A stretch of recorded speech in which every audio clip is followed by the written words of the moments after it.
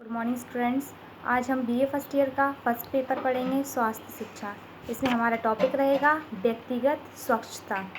जो व्यक्तिगत स्वच्छता है, इसमें हमारी पिछली वीडियो में जो हेडिंग्स थी केशों की स्वच्छता हो चुकी थी।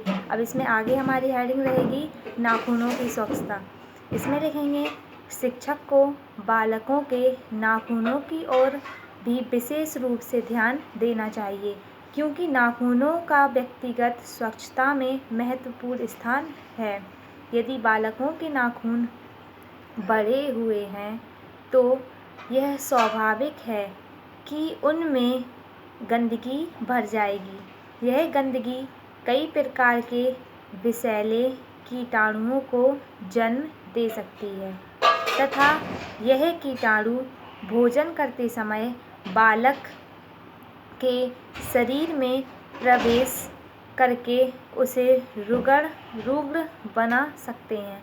अतः बालक को रोग के संक्रमण से बचाने के लिए यह आवश्यक है कि शिक्षक देखें कि नाखून बड़े हुए तो नहीं हैं। यदि नाखून बड़े हुए हों तो विद्यालय में ही उनके काटने का प्रबंध करना उचित होगा तथा समय समय पर इनकी स्वच्छता कराते रहना चाहिए। आजकल बालिकाओं में नाखून बढ़ाने की प्रवृत्ति होती जा रही है। स्वच्छता की दृष्टि से यह प्रवृत्ति भारत में अत्यंत घातक है, क्योंकि हमारे देश में अधिकतर भोज्य सामग्री को हाथ से ही संभाला जाता है तथा हाथ से ही खाया जाता है, जबकि विदेशों में इस कार्य के लिए कांटे, छुरी या यंत्रों का प्रयोग किया जाता है। इसलिए यदि नाखून बड़े होंगे और सावधानीपूर्वक स्वच्छ नहीं किए गए होंगे तो उनसे हानि अधिक होने की आशंका होती है। इसी में आगे पैराग्राफ चेंज करके लिखेंगे शिक्षकों को चाहिए कि वे बालिकाओं को सही स्थिति से अवगत कराकर उन्हें नाखून काटने एवं उनको स्वच्छ रखने के लिए प्रेरित करें। नेक्स्ट हमारे इसमें हेडिंग रहेगी व्यक्तिगत स्वच्छता में नेक्स्ट हेडिंग रहेगी दांतों की स्वच्छता। इसमें लिखेंगे दूषित दांतों में पीड़ा होती है। यदि बालक के कई दांत दूषित होते हैं और उनमें पीड़ा होती है तो वह उनसे भोजन चबाना छोड़ देता है। इससे भोजन का पर्याप्त और उपयुक्त चारण नहीं हो पाता, अस्तु अमाशय को इस अचव्रित भोजन को पचाने में कठिनाई पड़ती है और इसे पचाने में असमर्थ रहता है। परिणामतः भोजन पेट में पर्याप्त देर तक रहता है, परिणाम स्वरूप सड़ने लगता है और गैस उत्पन्न होने लगती है, जिससे अन्य प्रकार की पाचन संबंधी उलझनें तथा पीड़ा आदि उत्पन्न हो जाती हैं। यह संभव है कि अनुपयुक्त चरण और भोजन के अनुपयुक्त शोषण से अपौष्टिकता उत्पन्न हो जाए और परिणामतः मस्तिष्क शरीर का विकास अवरुद्ध हो जाए। यदि दांतों में मवाद पड़ जाता है तो वह भोजन के साथ पेट में चला जाएगा। इस प्रकार पीड़ा और मसूड़ों की अस्वस्थता पाचन तंत्र के प्रचार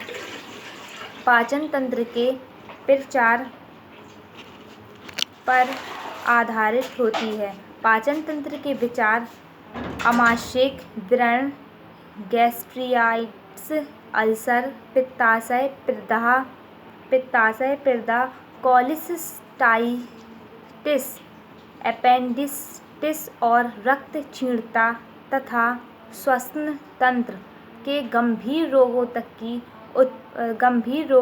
की उत्पत्ति करते हैं।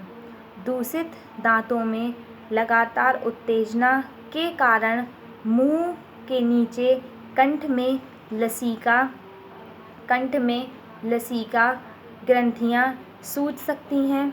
इससे गिलसूए पर भी प्रभाव हो सकता है और कंठ निरंतर दूषित बना रहता है। दूषित दांतों से एक प्रकार की दुर्गंध निकलती है जो सामाजिक असुविधा का कारण बन सकती है।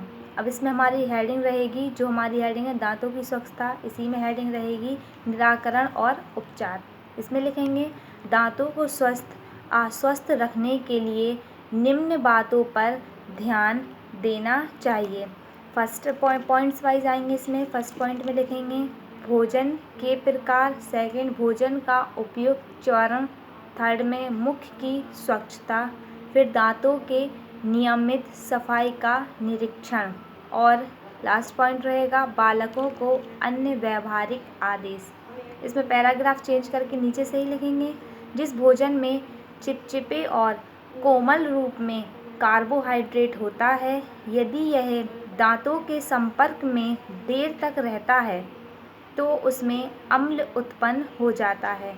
रोटी के कण, पेस्ट्री, कोमल बिस्कुट और आलू आदि पदार्थ लैक्टिक अम्ल उत्पन्न करने वाले हैं। इनके कण दांतों की दरारों में घुस जाते हैं और वहां सड़ जाते हैं। इसके विपरीत रोटी या टोस्ट कड़े होने के कारण न सिर्फ दांतों में ही रुकते हैं वरन दांतों में घुसे पदार्थों को भी साफ कर देते हैं। हरी सब्जियां और फलों में तंतु होते हैं। उनकी अन्य उपयोगिताओं के साथ ही दांतों की सफाई की भी उपयोगिता है। अरस्तु बालकों को कुरकुरी रोटी, टोस्ट और ताज़े फल तथा तरकारियां खाने के लिए उत्साहित करना चाहिए।